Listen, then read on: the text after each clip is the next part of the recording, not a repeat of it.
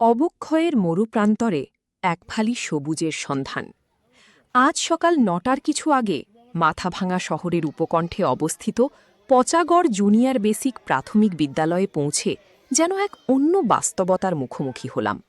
যে বিষয়টি নিয়ে এর আগে বিশিষ্ট সাংবাদিক বিশ্বজিৎ সাহা সংবাদ মাধ্যমে প্রতিবেদন প্রকাশ করেছিলেন, সেই দৃশ্য স্বচক্ষে দেখার আগ্রহ থেকেই আজকের এই সফর।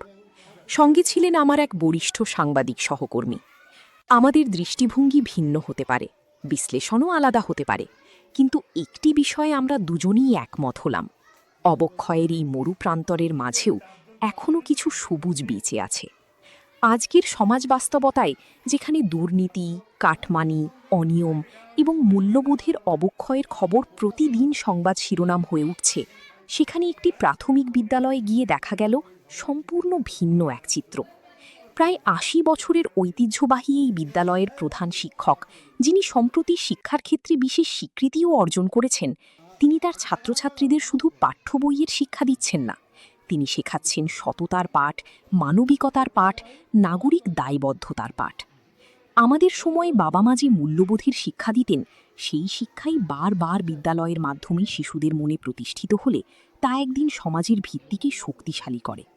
মনোবিজ্ঞানের ভাষায়, শৈশবের স্মৃতিগুলি মানুষের চেতনায় গভীর ছাপ ফেলে। সেই স্মৃতির ভাণ্ডারে যদি বারবার সততা, নৈতিকতা, দায়িত্ববোধ ও মানবিকতার বীজ রোপিত হয়, তবে একদিন সেই বীজই মহিরুহে পরিণত হবে।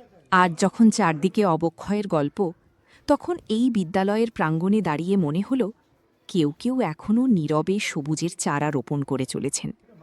হয়তো সেই চারাগুলোই আগামী দিনের সমাজকে ছায়া দেবে, পথ দেখাবে, দিশা দেখাবে। আপনারা জানেন, একজন সমাজ সচেতন নাগরিক হিসেবে আমি স্বাস্থ্য ব্যবস্থা, শিক্ষা ব্যবস্থা কিংবা প্রশাসনিক অব্যবস্থার নানা অসঙ্গতি তুলে ধরার চেষ্টা করি। কিন্তু শুধুমাত্র নেতিবাচক দিক তুলে ধরা কখনো সাংবাদিকতার একমাত্র দায়িত্ব হতে পারে না। সমাজের ইতিবাচক উদ্যোগ, নীরব সংগ্রাম এবং মূল্যবোধ নির্মাণের প্রচেষ্টাগুলিকেও সামনে আনা সমান গুরুত্বপূর্ণ। সেই দায়বদ্ধতা থেকেই আজকের এই প্রতিবেদন।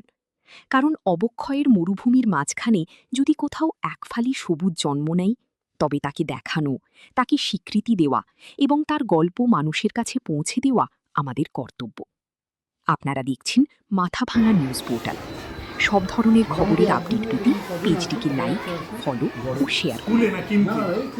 কিনতে অনেক বাচ্চা আছে, 50 জনের উপরে আছে, 50 জনের উপরে আছে। আচ্ছা, আমার সঙ্গে একটা জিনিস জিজ্ঞেস করি। এই যে বিষয়টা, ধরুন আপনি একটা সময় তো মানে অ্যাকাউন্টস দেখেন, এটা যোগ বিয়োগ করেন, আপনি কত টাকার মাল কিনে আনলেন, এখানে কত টাকা বিক্রি হয়েছে বা মাল কতটুকু গেল আর কতটুকু টাকা জমা পড়েছে, সেইটা সব সময় আপনার সমান হয়ে যায়, হিসেব মেলে? না, একটু কম বেশি হয়। এইটাই তো আমাদের চ্যালেঞ্জটা। আচ্ছা, চ্যালেঞ্জটা তো এইখানেই যে কম হচ্ছে, মানে কেউ যদি কিছু নিয়ে নেয়, যদি আমরা কোনোভাবে জানতে পারি ওই শিশুটা হয়তো দেখা গেল একটা জিনিস নিয়ে গেল, পয়সা রাখলো না, এটা আমাদের নজরে আছে। এইবার ওই শিশুটা যদি আমরা শনাক্ত করতে পারি, তাহলেই আমরা সাকসেস। কেন? তার ভিতরে যে অসৎ চিন্তাধারা আসছে, একটা অসৎ আবেগ আসছে, সেটাকে আমরা আলাদাভাবে ডেকে নিয়ে কনভিন্স করবো, বাবা তোর কী লাগবে বল, তুই কেন নিলি, তখন কিন্তু ওর ভিতরে আবার বিবেকের জাগরণ ঘটবে না, এই কাজটা তো করা যাবে না। তাহলে আমরা তার ভিতরে যে একটা অসৎ আবেগ, একটা ব্যাড ইমোশন জন্ম দিয়েছিল, সেটা কিন্তু আমরা নির্মূল করতে পারবো। এটারও কিন্তু গুরুত্ব আছে। যদি আমার ব্যালেন্স না মেলে, তাও আমরা সেটাও লক্ষ্য রাখি যে কোনো শিশু এটা করছে কিনা, ওই শিশুটাকে শনাক্ত করে আলাদাভাবে বুঝিয়ে বলা, কনভিন্স করা এবং তাকে বলা যে তোমার যা লাগে তুমি আমার কাছে আসবে। এবার সবাই যদি 100%ই আমরা এটা করি, তাহলে তো আমাদের দেশ সুন্দর হয়ে যাবে। আমাদের কাজটা তো হয়েছে এই মডিফাইগুলো করা, যে অনেকের মধ্যে এই ব্যাড ইমোশনগুলো থাকে, কিছু জিনিস নেওয়া, না বলে নেওয়া, এগুলো শিক্ষা দিতে হবে সব কিছু মিলিয়ে। আর ঘাটতি বললে আমরা নিজেরাই, টিচাররাই কন্ট্রিবিউট করে আবার এটাকে পূরণ করে দিচ্ছি। এটা একটা কন্টিনিউয়াস প্রসেস, সময় লাগবে। হুট করে যদি ভাবি আমার ঘাটতি হচ্ছে, এটা করবো না, তাহলে কিন্তু হবে না। এর সফলতা আনতে গেলে ধৈর্য ধরতে হবে, ত্যাগ করতে হবে, তাহলে কিন্তু একটা শিশু ন্যায়ভিত্তিক সমাজের আদর্শ নাগরিক হয়ে উঠবে। সেটাই আমাদের পড়াশোনার পাশাপাশি কিন্তু লক্ষ্য। ফান্ডিংটা আমরা নিজেদের থেকে শুরু করেছি। হ্যাঁ, আমাদের 840 টাকা দিয়ে শুরু করেছি। এখন অনন্য এভারেজ কত টাকা হয় রানিং ফান্ড আছে? মানে প্রতিদিন মোটামুটি শিশুরা ওখানে 200-220 টাকা এরকম প্রতিদিন দেখি এখানে হয়। আর তারপরে আবার যেটা আমার ফ্রিতে একটি নাও, ওখান থেকে আবার ফ্রিতে দিয়ে দিতে হচ্ছে, বেশ কিছু জিনিস ফ্রিতে দিই, তাতে আবার কমে যায় ঘাটতিটা, ওখানেও হয় কিছু। কারণ তোমার জন্য একটি বলা আছে, ওই শিশু যে শিশুতে পয়সা আনে না তারও তো একটা দরকার আছে, তখন ওখান থেকে ওরা নিচ্ছে। হ্যাঁ, এই হচ্ছে বিষয়টা। আর আমরা কিছু করি, ভালো লাগে শিশুদের জন্য। মানুষ তো অনেকভাবেই সমাজসেবা করে। এবার ডেইলি আমি 5 টাকা রাখছি, আমারও ভালো লাগছে যে আমি একটা নিঃস্বার্থভাবে কিছু শিশুর জন্য করছি। ওই টাকাটা জমে গেলে ওখান থেকে আমরা জিনিসপত্র নিয়ে আসতেছি। আর শিশুরাও আমাদের সব থেকে বড় কথা, স্কুলে কিন্তু চাইল্ড ক্যাবিনেটটা খুব স্ট্রং। আমাদের একটা মন্ত্রিসভা এখানে দেখতে পাচ্ছেন, এই যে 2026-এ এরাও কিন্তু এই কাজগুলো নিজেরাও করছে, অনেক সময় হেল্প করছে শিশুদের।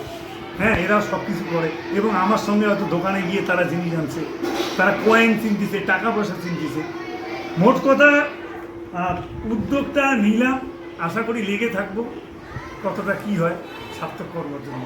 এবার সকলের সহযোগিতা লাগবে, আপনারাও এটা প্রচার করুন, মোটামুটি সব স্কুলে যেন করে। হ্যাঁ, অনেকেই ভাববে এটা বাড়তি ঝামেলা, সত্যি বাড়তি ঝামেলা, কিন্তু যদি শিক্ষক হিসেবে মানে দায়িত্ববোধের বাইরে যদি আমার দায়বদ্ধতাটা থাকে, যে আমার কিছু করার, সমাজের প্রতি, বাচ্চাদের প্রতি দায়বদ্ধতা আছে, তাহলে কিন্তু এইটুকু বাড়তি সময় দেওয়া যেতেই পারে। কারণ এই যে মালটা আনার জন্য আমার স্কুল ছুটির পরে গিয়ে টাউন থেকে ঘুরে ঘুরে জিনিসগুলো আনতে হয়, এর জন্য এক্সট্রা সময় দিতে হয়, এবং সেটা আমার এই কার্যকলাপ মানে আমার যে ডিউটির বাইরে, অর্থাৎ কর্তব্যের বাইরে দায়িত্ববোধটা করা।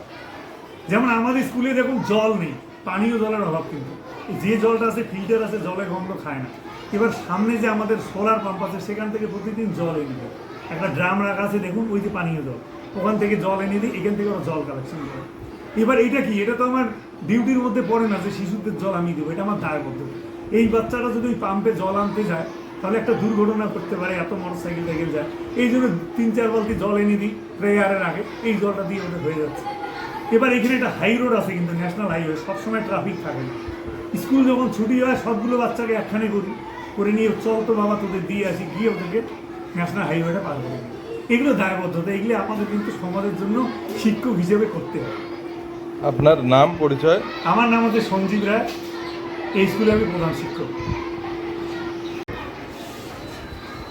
মোটামুটি একদিনে কদিন আছে, কথাবার্তা আছে স্কুলে না কিনতে? না, কিনতে অনেক বাচ্চা আছে, 50 জনের উপরে আছে, 50 জনের উপরে আছে স্কুলে। আচ্ছা, আমার সঙ্গে একটা জিনিস জিজ্ঞেস করি। এই যে বিষয়টা, ধরুন আপনি একটা সময় তো মানে অ্যাকাউন্টস দেখেন, এটা যোগ বিয়োগ করেন, আপনি কত টাকার মাল কিনে আনলেন, এখানে কত টাকা বিক্রি হয়েছে, বা মাল কতটুকু গেল আর কতটুকু টাকা জমা পড়েছে, সেইটা সব সময় আপনার সমান হয়ে যায়, হিসেব মেলে? না, একটু কম বেশি হয়। এইটাই তো আমাদের চ্যালেঞ্জটা। আচ্ছা, চ্যালেঞ্জটা তো এইখানেই যে কম হচ্ছে, মানে কেউ যদি কিছু নিয়ে নেয়, যদি আমরা কোনোভাবে জানতে পারি ওই শিশুটা হয়তো দেখা গেল একটা জিনিস নিয়ে গেল, পয়সা রাখলো না, এটা আমাদের নজরে আছে। এইবার ওই শিশুটা যদি আমরা শনাক্ত করতে পারি, তাহলেই আমরা সাকসেস। কেন, তার ভিতরে যে অসৎ চিন্তাধারা আসছে, একটা অসৎ আবেগ আসছে, সেটাকে আমরা আলাদাভাবে ডেকে নিয়ে কনভিন্স করবো, বাবা তোর কী লাগবে বল, তুই কেন নিলি, তখন কিন্তু ওর ভিতরে আবার বিবেকের জাগরণ ঘটবে না, আর এই কাজটা তো করা যাবে না। তাহলে আমরা তার ভিতরে যে একটা অসৎ আবেগ, একটা ব্যাড ইমোশন জন্ম দিয়েছিল, সেটা কিন্তু আমরা নির্মূল করতে পারবো। এটারও কিন্তু গুরুত্ব আছে, যদি আমার ব্যালেন্স না মেলে, তাও আমরা সেটাও লক্ষ্য রাখি যে কোনো শিশু এটা করছে কিনা, ওই শিশুটাকে শনাক্ত করে আলাদাভাবে বুঝিয়ে বলা, কনভিন্স করা, এবং তাকে বলা যে তোমার যা লাগে তুমি আমার কাছে আসবে। এবার সবাই যদি 100%ই আমরা এটা করি, তাহলে তো আমাদের দেশ সুন্দর হয়ে যাবে। আমাদের কাজটা তো হয়েছে এই মডিফাইগুলো করা, যে অনেকের মধ্যে এই ব্যাড ইমোশনগুলো থাকে, কিছু জিনিস নেওয়া, না বলে নেওয়া, এগুলো শিক্ষা দিতে হবে সব কিছু মিলিয়ে। আর ঘাটতি বললে আমরা নিজেরাই, টিচাররাই কন্ট্রিবিউট করে আবার এটাকে পূরণ করে দিচ্ছি। এটা একটা কন্টিনিউয়াস প্রসেস, সময় লাগবে। হুট করে যদি ভাবি আমার ঘাটতি হচ্ছে, এটা করবো না, তাহলে কিন্তু হবে না। এর সফলতা আনতে গেলে ধৈর্য ধরতে হবে, ত্যাগ করতে হবে, তাহলে কিন্তু একটা শিশু ন্যায়ভিত্তিক সমাজের আদর্শ নাগরিক হয়ে উঠবে।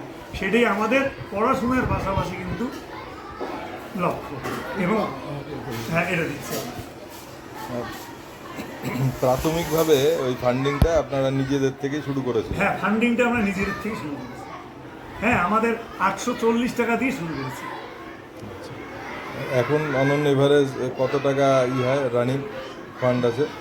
মানে প্রতিদিন মোটামুটি শিশুরা ওখানে 200-220 টাকা এরকম প্রতিদিন দেখি এখানে হয়। আর তারপরে আবার যেটা আমার ফ্রিতে একটি নাও, ওখান থেকে আবার ফ্রিতে দিয়ে দিতে হচ্ছে, বেশ কিছু জিনিস ফ্রিতে দিই, তাতে আবার কমে যায় ঘাটতিটা, ওখানেও হয় কিছু।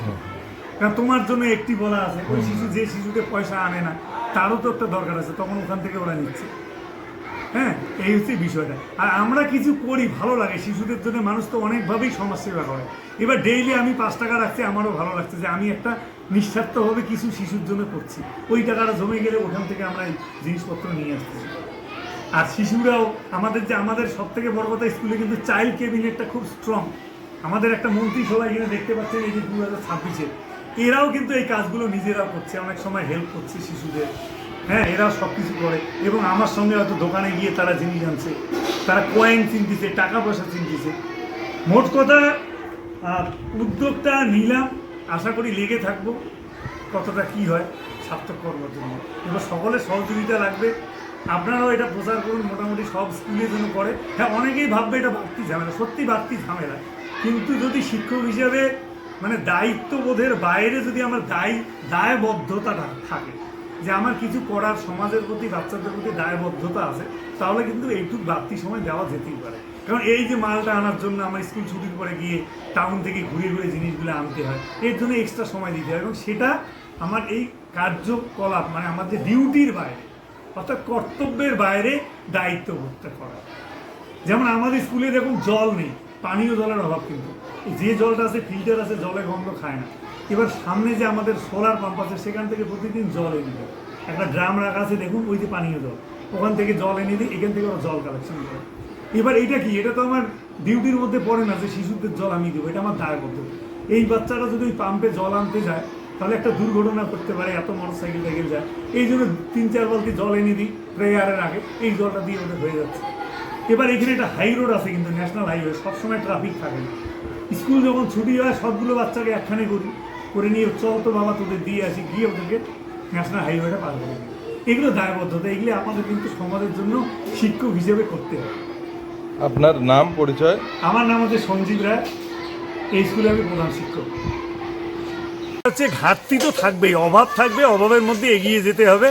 তো আমি পজিটিভবাদী, আমার পজিটিভ ভালো লাগে, কিন্তু একটাই আমার খুব অসুবিধা, সেটা হচ্ছে ওয়াটার পাম্প, অর্থাৎ সোলার পাম্প, অর্থাৎ বাইরের থেকে আমাদের জলটা আনতে। এখানে যে 2টো টিউবওয়েল রয়েছে, সেই টিউবওয়েলের জলগুলোতে আয়রন এবং গন্ধ, শিশুরা খায় না, তাই বাইরের থেকে ক্যারি করে জল এনে ড্রামে রাখতে হয়, সেই জল থেকে ওরা জল খায়। যদি এখানে একটা সোলার পাম্পের ব্যবস্থা করা যায়, তাহলে অন্তত এই উপকারটুকু আমাদের হতো আর কি, বাচ্চাদের জন্য। আমার এইটুকুই আবেদন, আর কিছু না। আর যা আছে তাই দিয়ে আমি যতটা পারি স্কুলটাকে সুন্দরভাবে চালানোর চেষ্টা করি।